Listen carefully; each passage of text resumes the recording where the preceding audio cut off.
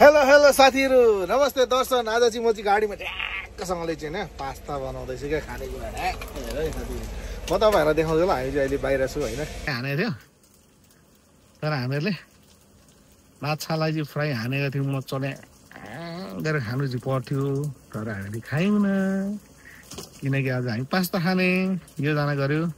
Thank you so much watching my blogs. तपाईहरुको माया र साथ support like subscribe thank you so much हजुरहरुलाई। आज एउटा भिडियो पस्किन गएँ है त। Thank you bye bye have a great day. ल अहिले चाहिँ ट्रक पार्किङमा बसिरहेको छौँ हैन। सरुवा पुगिरहनु भएको छ। ल भयो पास्ता बनाउनु खोज्दैछु।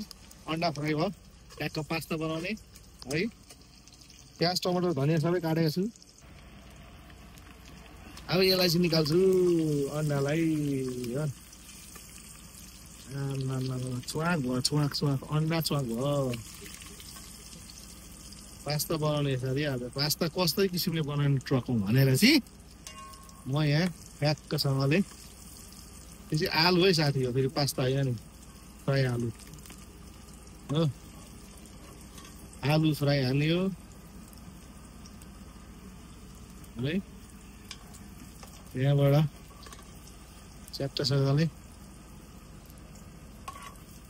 आलु निकाले अघि च्याट्ट 12 मसला हालेँ मैले। हामी त्यही हो। लसुन हालेँ हो। त्यहाँबाट प्याज खोर्सानी जम्मै हाल्ने एकैचोटि है। अब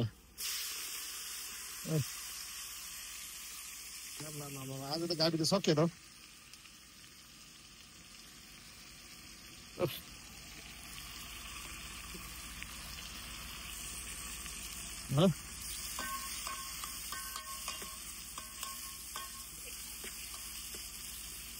प्याज खोर्सानी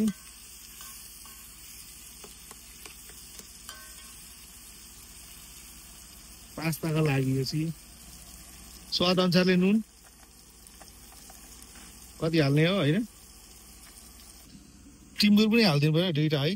2-3 टिम्बुर दामी हुन्छ। टिम्बुर पनि स्वाद अनुसारले रातो चिल्ली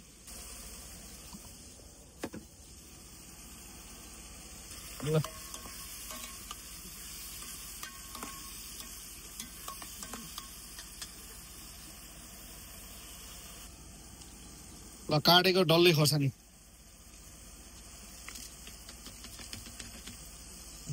नै हालिदियो। अब यसलाई चलाइयो हो। अनि तपाईको जिराको ढुटो 1 चमच ल यो पनि हालिदियो। जिरा ढुटो नै हाले।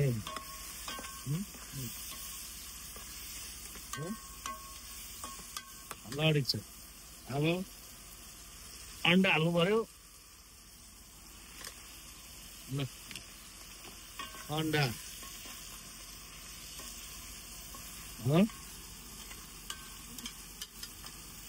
अब पास्ता। अब यत्रो त खाइँदैन होला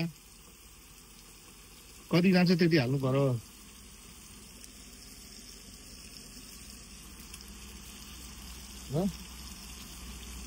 पास्ता हालियो बराबर लगाउने।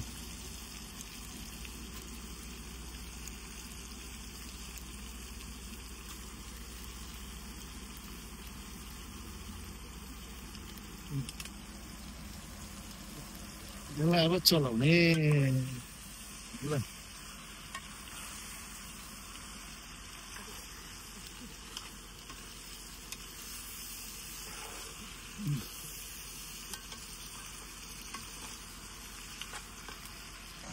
हेलो साथीहरु, ल पास्ता रेडी भयो हैन हाम्रो। ल रेडी भइसक्यो पास्ता। अन्डा पास्ता हो यो चाहिँ। अब हामी चाहिँ यहाँ ट्रक स्टपमा छौँ हैन पार्किङमा। अब के गर्ने साथी हो। ठ्याक्क कुकर यसरी राखिएको छ। झ्याप्प पास्ता बनाइयो। आजलाई पास्ता खानेकुरा हाम्रो। गाइस ल फाइनली रेडी भयो। ट्याक्क अमिलो कोक च्याक्का राखियो होइन चट्ट खाने हो ल साथीहरू आमा आज कोकसँग मजाले भइदिने हो होइन ल कस्तो लाग्यो साथीहरू होइन ट्रकको खानपिन हो हाम्रो हामी चाहिँ अहिले पार्किङमा छु 109 मा है अब खाजाहरू बनाइसक्यो अब दुईजनावटा त खाजा खाइन्छ अनि बाटो लाग्यो ल साथीहरू पास्ता रेडी भयो होइन यी पास्ता रेडी भएर यसरी के भन्थ्यो एउटाले ग्याम ग्याम नै भन्नु पर्यो ल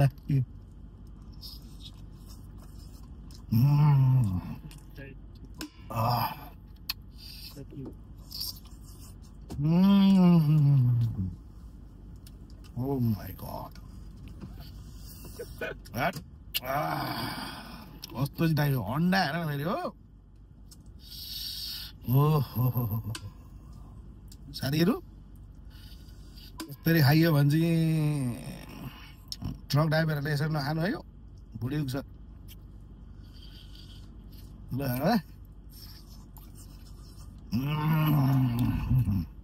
वाह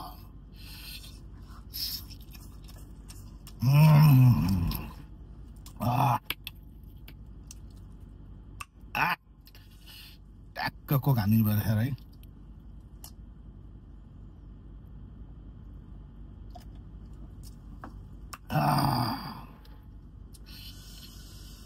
Oh my god.